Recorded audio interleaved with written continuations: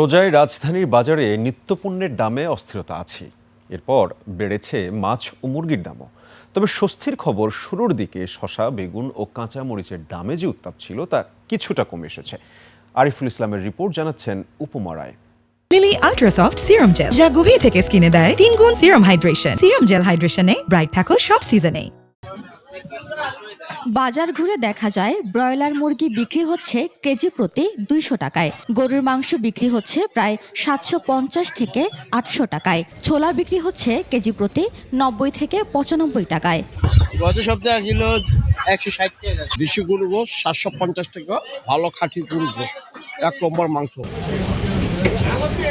সবজি বাজারে চাহিদার তুলনায় সরবরাহ বেশি থাকায় কিছুটা কমেছে সবজির দাম। ব্যবসায়ীরা বলছেন ক্রেতা তুলনামূলক কম থাকায় দামও কিছুটা নিম্নমুখী। বর্তমানে আলু পেঁয়াজের দাম অনেক কম চলতেছে, কৃষক দাম এই পরিমাণ পাইতেছে না, কাস্টমারও খুচরা কাস্টমারও কিনা সন্তুষ্ট।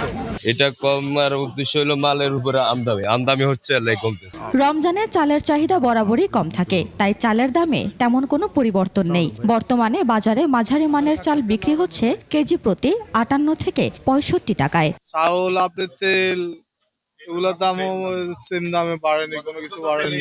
পেঁয়াজ 80 থেকে 90 টাকা, আলু 30 থেকে 35 টাকা এবং চিনি 140 থেকে 145 টাকা কেজি দরে বিক্রি হচ্ছে। বেগুন 100, আর কি কাঁচামরিচ 160, এই করলা 160, শ্যাম খালি 60। মাছ আর মুরগির দাম বেড়ে যাওয়ায় সংসার চালানো কষ্টকর হয়ে পড়ছে বলে জানালেন ক্রেতারা। নয়া বাজারে নিত্যপণ্যের দামে মিশ্র চিত্র দেখা গেলেও মাছ ও মুরগির দাম বৃদ্ধি এখন সবচেয়ে বেশি ভোগাচ্ছে সাধারণ মানুষকে। উপমা রায়, ডেস্ক রিপোর্ট, 21 টেলিভিশন।